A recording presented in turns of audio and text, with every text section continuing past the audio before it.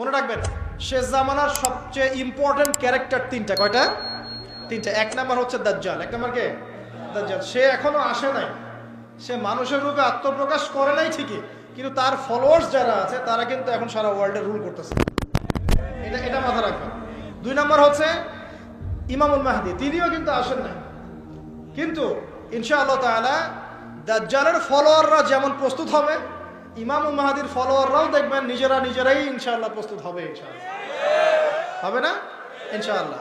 আর তিন নাম্বার হচ্ছে ঈসা ইবনে মারইয়াম, এবং ঈসা ইবনে মারইয়াম সবচেয়ে ভাইটাল ক্যারেক্টার।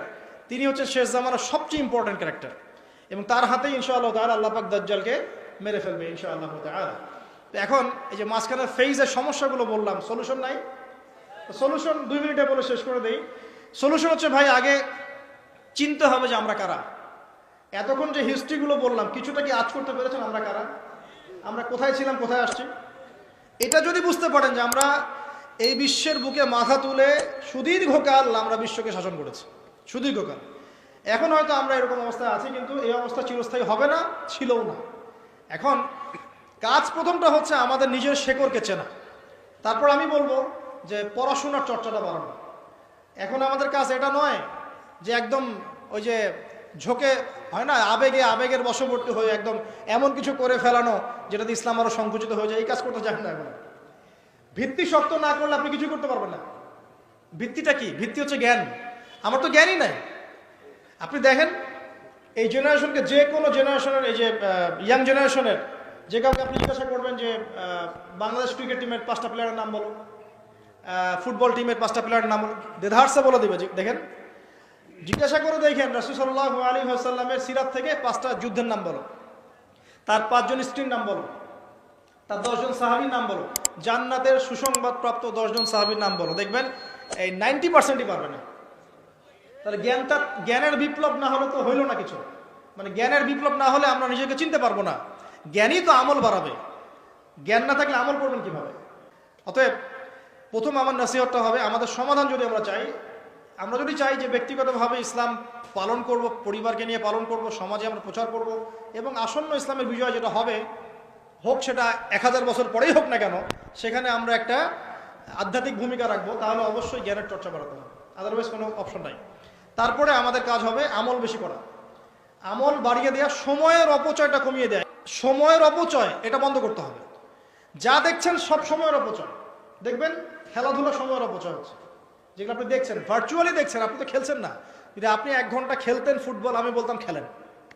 অন্তত কোনো আলেম যদি না বলে বাবা খেলার একদম দরকার নাই, আমি অন্তত বলতাম যে ভাই আপনি 1 ঘন্টা খেলতে পারেন, কোনো সমস্যা নাই। যদি আপনার নামাজ তরক না হয়, ফরজ তরক না হয়, 1 ঘন্টা ফুটবল খেলেন, কোনো সমস্যা নেই, খেলেন। এতে করে আপনি ফিজিক্যালি স্ট্রং হবেন, স্ট্যামিনার বাড়বে, আপনার ক্ষুধা বাড়বে, আপনি ভালো খেতে পারবেন। যখন ক্ষুধা বাড়বে, ভালো খাবেন, ঘুমটা ক্লিয়ার হবে, ঘুম ক্লিয়ার হবে, মাইন্ড ফ্রেশ, পড়াশোনা ভালো হবে ইনশাআল্লাহ। খেলাধুলা করা যায় মাঝে মাঝে, এবং এটাকে যদি রুটিন ওয়াইজ করতে পারেন, ফজরের নামাজের পর তিলাওয়াত করলেন, জিকির করলেন, মাঠে চলে যান, 1 ঘন্টা খেলেন সবাই মিলে, ভালো। আমি বলবো যে খেলতে পারেন। অ্যাটলিস্ট এটা আপনার ওই বসে বসে সময় নষ্ট করার চেয়ে অনেক ভালো। ওইটা না করলে কি করবে? ফেসবুক চালাবে, তাই না? ইউটিউবে একটা ভিডিও দেখবে, বা যারা একটু পর্ন এডিক্টেড তারা পর্ন দেখবে, অথবা ফোনে ওই যে কেমন আছো তুমি, ভালো আছি, এইগুলো চলবে।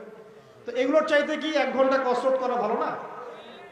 এই জন্য বলি ফিজিক্যালি ফিট হন, খেলাধুলা করেন, তবে খেলাধুলা যেন আপনার নামাজ নষ্ট না করে, ফরজ নষ্ট না করে, এবং খেলার মধ্যে জুয়া থাকবে না। প্রাইজ মানি থাকতে পারে, মানে 2টা টিম খেলছে, আপনি আয়োজন করে দিয়েছেন, এখন আপনি আপনার পক্ষ থেকে যারা উইনার ওদেরকে আপনি প্রাইজ দিবেন, ওদের টাকা থেকে নিয়ে দিচ্ছেন না, আপনি আপনার পক্ষ থেকে দিচ্ছেন পুরস্কার, আলাদা জিনিস। তো প্রিয় ভাইরা, অহেতুক সময় নষ্টগুলো থেকে বেঁচে থাকি, জ্ঞান অর্জন করতে হবে, এটা প্রথম কথা।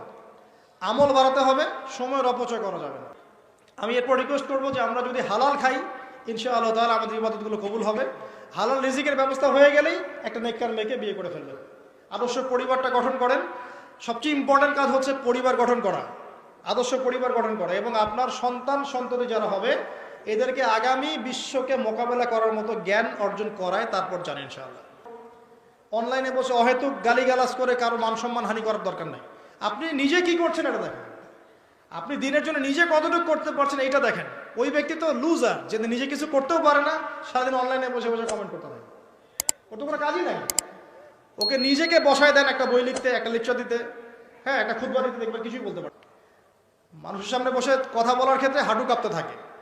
তো সে কিন্তু কমেন্ট করার বেলায় মাশাআল্লাহ, এটাকে বলে আহলুল কমেন্ট ওয়াল ফেসবুক, যেমন আছে আহলুস সুন্নাহ ওয়াল জামাত, এরকম আর কি। তো এই ক্যাটাগরিজ অন্তর্ভুক্ত হওয়ার দরকার নাই। আমরা নিজেরা কতটুকু পারি দেখবো, আমার ইফোর্ট কতটুকু উম্মার জন্য। আপনার ইফোর্ট এটাও হতে পারে, আপনি একটা মসজিদ করেছেন, এটা আপনার ইফোর্ট, উম্মার জন্য আপনার অবদান।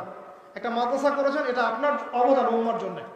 আপনি দায়ীর কাজ করছেন, এটা আপনার অবদান উম্মার জন্য। আপনি বই লিখছেন, এটা আপনার অবদান উম্মার জন্য। আপনি প্রকাশনা সংস্থা খুলেছেন, বই প্রকাশ করছেন, প্রচার করছেন, লিখতে পারেন না, প্রচার করছেন, এটা আপনার অবদান। সবার অবদান রাখার সুযোগ নাই? সুযোগ আছে। এর বাইরে স্কুল করেন, ইউনিভার্সিটিস করেন, ভালো ইকোনমিক কোনো প্রজেক্ট লঞ্চ করেন, ইয়েতিমদের দায়িত্ব নেন, বিধবাদের খোঁজখবর নেন, কিছু একটা করেন, দিনকে এগিয়ে নেওয়ার জন্য কিছু একটা করেন। আল্লাহ পাক তৌফিক এনায়েত করুন। আমি সর্বশেষ কথা হচ্ছে যে আমাদের দূরদর্শিতা অর্জন করতে হবে। এই ওয়ার্ল্ডটার অবস্থা বুঝতে হবে, কোথায় ছিলাম সেটা চিনতে হবে, ওয়ার্ল্ডের সমস্যাগুলো ফাইন্ড আউট করতে হবে, এবং এই সমস্যাগুলো সলভ করার জন্য ঠান্ডা মাথায় আমাদেরকে সলিউশন বের করতে হবে। এরপরে ইনশাল্লাহ দেখবেন ইনশাল্লাহ কাজের অগ্রগতি হবে, উম্মার মধ্যে ঐক্য চলে আসবে ইনশাআল্লাহ, আলেমুল আমাদের সংখ্যাও বাড়বে ইনশাআল্লাহ, আমাদের পরবর্তী প্রজন্মও গড়ে উঠবে ইনশাআল্লাহ তাআলা, পরিবারও ঠিক হবে, মেয়েরাও পর্দায় আসবে ইনশাআল্লাহ আযজা ওয়া জাল। আস্তে আস্তে আস্তে আস্তে উম্মা এগিয়ে যাবে ইনশাআল্লাহ। একদিনে কিচ্ছু হবে না, একদিনে কিছুই হবে না, হয়েও নাই, যদি আমরা চেষ্টা অব্যাহত রাখি ইনশাআল্লাহ তাআলা একদিন না একদিন এই পুরো বিশ্ব জুড়ে ইসলামের পতাকা আবার উঠবে ইনশাআল্লাহ আযজা ওয়া জাল।